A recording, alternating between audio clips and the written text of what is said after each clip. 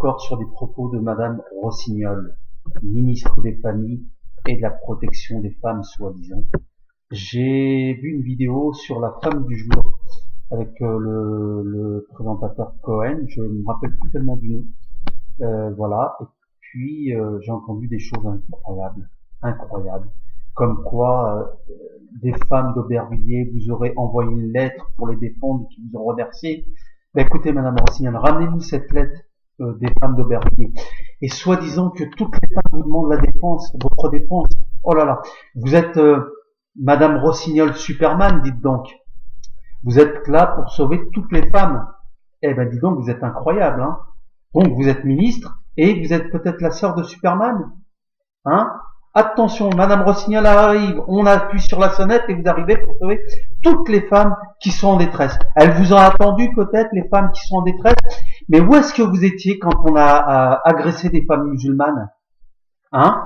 Où est-ce que vous étiez quand on a craché sur des femmes musulmanes, quand on viole des femmes musulmanes? Et vous vous permettez de dire, vous êtes en train de les défendre là? Non, pas du tout, hein? Et vous êtes en train de dire, en plus, que dans un bâtiment, dans une cage d'escalier, il y a une famille d'intégristes qui va pourrir tout le bâtiment. Comme si les habitants de ce bâtiment, si c'est un bâtiment de 5 étages, 10 étages, vont être assez abrutis pour écouter une famille d'intégristes. Non mais vous prenez les gens pour qui, Madame Rossignol? Vraiment pour des imbéciles. Et dire que vous avez fait de hautes études. Écoutez, j'ai appris quelque chose sur vous. C'est pas moi qui l'ai dit, hein. Il paraît que vous avez eu un emploi fictif pendant 10 ans. Alors je lance un appel au ministre de l'économie ou ministre de la justice pour se renseigner sur ça, sur cet emploi fictif. Il paraît-il que vous avez touché de l'argent pendant 10 ans, hein, alors que vous n'étiez même pas, c'est un emploi fictif. C'est très grave. C'est sanctionné de poursuite pénale. D'accord? Vous voyez, ça n'a rien à voir. Hein, je suis passé du coq à l'âne, comme vous avez fait avec le hijab, et quand vous avez osé employer le mot nègre. Vous êtes passé du voile islamique à l'esclavage. Et là, ça n'a rien à voir. Je fais comme vous. Je passe des problèmes du voile islamique à votre emploi fictif. Hein, voilà. Et vous voulez donner des leçons de morale. Madame Rossignol, on balaie devant sa porte. On balaie devant sa porte avant de faire des leçons de morale à tout le monde. Et vous êtes là, une féministe engagée. Oh mon Dieu. Vous défendez toutes les femmes. Non, vous défendez que votre intérêt. Mais Madame Rossignol, vous savez ce qui va se passer? Aux urnes. Aux urnes, on va se défendre, nous les musulmans. Et vous savez, je vais vous dire une chose. Je suis musulman pratiquant. Je fais ma prière 5 fois par jour. Et je vais vous dire une chose. Si demain je vois une femme juive, je dis bien une femme juive, ou un homme juif se faire attaquer par des musulmans, je serai le premier à les défendre, quitte à me prendre un coup de couteau dans le ventre. Si je dois m'interposer entre des musulmans qui veulent frapper un juif ou une juive, je serai là pour les défendre. Pour défendre ce juif et cette juive contre les musulmans qui veulent, voilà. Et je ferai pareil pour défendre n'importe quel citoyen en France. Mais vous, ce que vous faites là, vous attisez la haine. Vous attisez la haine. Comme Lydia Guirous, hein, comme Manuel Valls, qui a osé dire que la femme musulmane est asservie. Mais vous en avez pas marre, hein. Moi, je suis content qu'il y ait une mode des vêtements islamiques. Vous allez faire quoi contre les grandes marques? Vous allez vous battre contre elles aussi, hein? Comme le présentateur Monsieur Cohen l'a dit, la burqa est interdite. Regardez, je suis en burqa là. Regardez, je le fais. Oh là j'ai une burqa avec mes 2 mains. Voyez? Hop, je n'ai plus de burqa. La burqa est interdite, Madame Rossignol, mais pas les vêtements que vous voyez. Et ce qui est incroyable, mon Dieu, vous êtes en train de faire toute une polémique pour des voiles, pour un tissu, mais vous n'avez pas d'autres problèmes à traiter. Vous n'avez pas d'autres problèmes plus urgents à traiter que de parler d'un voile, parler des voiles, et maintenant d'essayer d'attaquer, de dire attention, c'est une menace. La mode, excusez-moi, Dolce & Gabbana, c'est pas des musulmans. Et je vais même vous dire une chose, Dolce & Gabbana sont homosexuels. C'est Dolce et Gabbana. Ils vivent ensemble. Je l'ai lu, hein, comme voilà, vous pouvez vous renseigner. Et c'est des homosexuels qui ont fait les vêtements islamique. C'est incroyable, hein, et Marks et Spencer et toutes les grandes marques, ce sont pas des marques musulmanes. Allez vous battre contre elles. Qu'est-ce que vous allez faire? Vous ferez rien, Madame Rossignol, je vous le dis. Et tout ce que je demande, tout ce que j'espère, c'est que vous démissionniez de votre poste. Et maintenant, je lance un appel à toutes les musulmanes de France. Mon Dieu, battez-vous, montez au créneau, affirmez-vous, sur les plateaux de télévision, répondez aux attaques qu'on vous fait. Et autre chose, vous dites qu'il y a beaucoup de femmes qui vous remercient. Excusez-moi, il y a beaucoup de femmes qui sont en train de vous critiquer. Surtout la communauté noire, qui est en horreur contre vous, qui a horreur de ce que vous avez dit. Et là, je vous ai vu dans le journal La Femme du Jour, là. Vous étiez complètement... vous ne saviez même plus quoi dire. Ah, vous étiez perdu là, hein, quand vous avez fait une maladresse. Non, la maladresse, vous l'avez fait exprès. Comment pouvez-vous comparer l'esclavage, d'accord, et en plus en employant le mot nègre, avec les habits musulmans, avec le voile islamique? Ça n'a aucun rapport.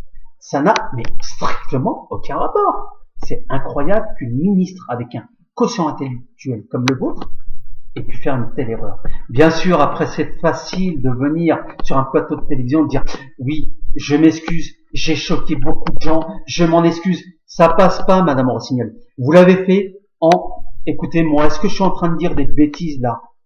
Non, je réponds à vos critiques.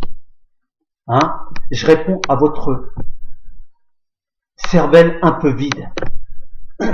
Votre cervelle, elle est un peu vide. Elle était haute, mais maintenant elle commence à diminuer. Vous n'avez plus rien dans le crâne. Vous savez, vous n'avez même pas su vous défendre quand le présentateur vous a dit comment on peut comparer parler de l'esclavage avec le voile islamique. Comment on peut comparer ça? Et vous en avez pas marre. Et vous, soi-disant, vous êtes la femme qui va défendre toutes les autres femmes. Les femmes vous ont attendu pour que vous leur veniez en aide. Mais dites-moi, où est-ce que vous êtes quand les femmes musulmanes se font agresser?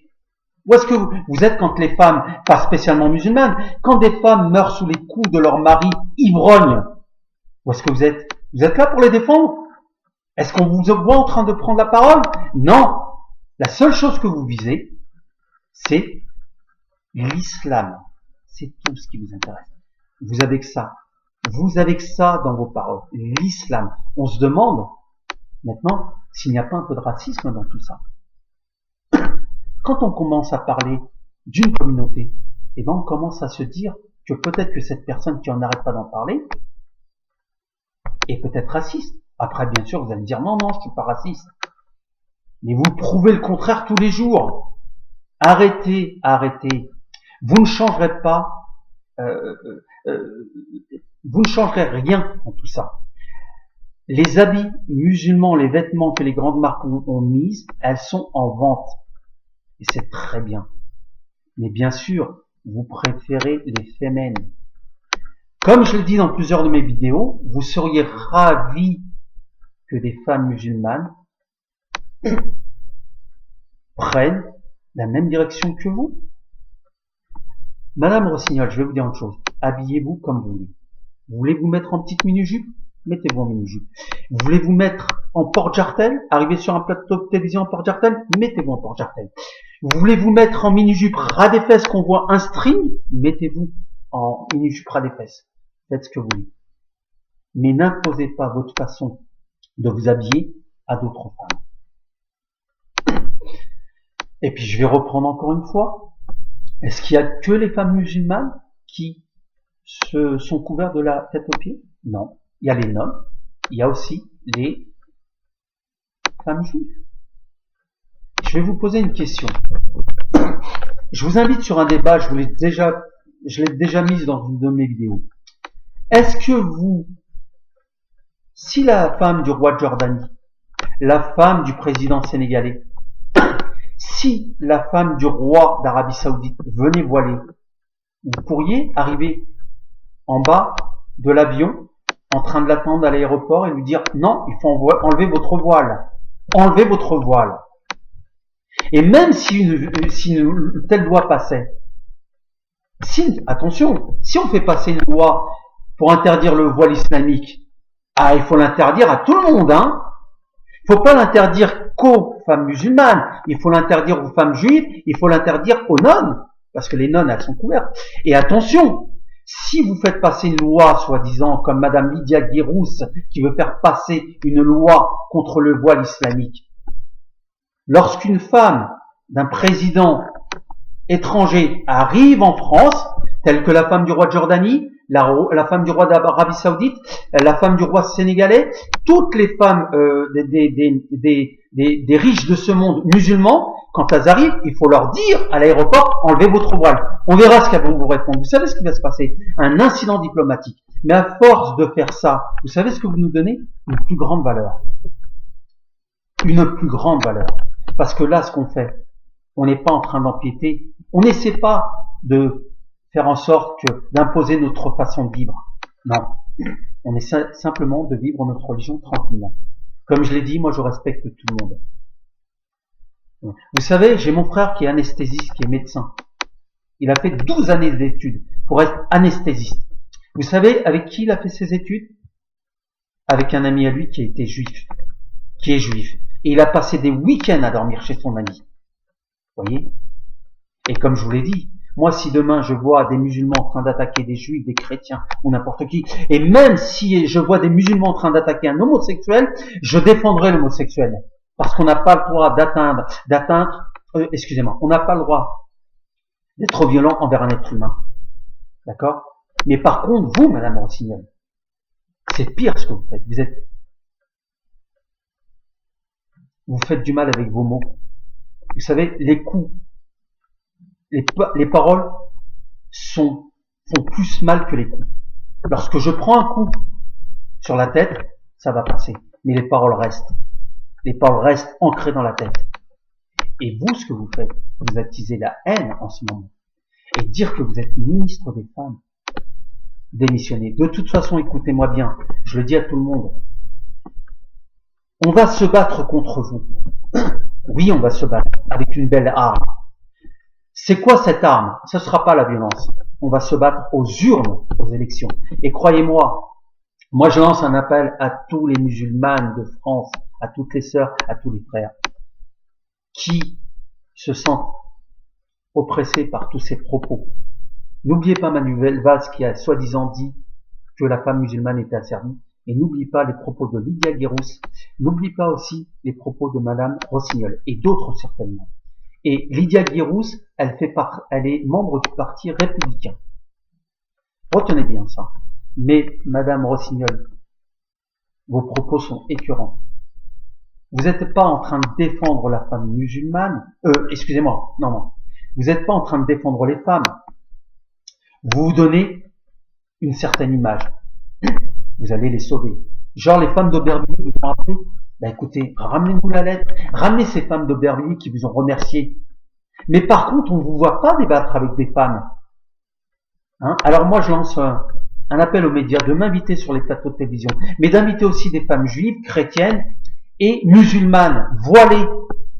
Invitez des femmes voilées et invitez Monsieur Manuel Valls et Madame Lydia Guirous et aussi Madame Rossignol. Invitez-les qu'on débatte et on va voir on verra ce qu'elles vont vous répondre. Si elles sont oppressées, asservies, soumises. Voilà. Moi, je vous dis qu'une chose, Madame Rossignol, on se rappellera aux urnes. Ne vous inquiétez pas. Et j'espère que la justice vous condamnera pour vos emplois fictifs. Et attention, ce n'est pas des accusations que je vous dis comme ça. Je l'ai lu ce matin sur Facebook. Et sur des trucs véridiques. Hein. Donc, j'espère que la justice va faire une enquête sur votre emploi fictif depuis 10 ans. 10 ans à 3500 € ou 1200 €, je sais pas. C'est même pas la paye d'un ouvrier. Voilà. Alors, renseignez-vous au niveau de la justice française. Voilà, qu'on puisse remettre les pendules à l'heure. Et je vous dis une chose, Madame Rossignol, n'oubliez pas, hein, on a le même père et la même mère, Adam et Ève, Hawa ou Adam. Vous êtes ma grande sœur. Et oui, dans la religion, tout le monde est frère et sœur. Hein, et même les athées sont mes frères. Hein, d'accord? Au revoir. Salam alaikum.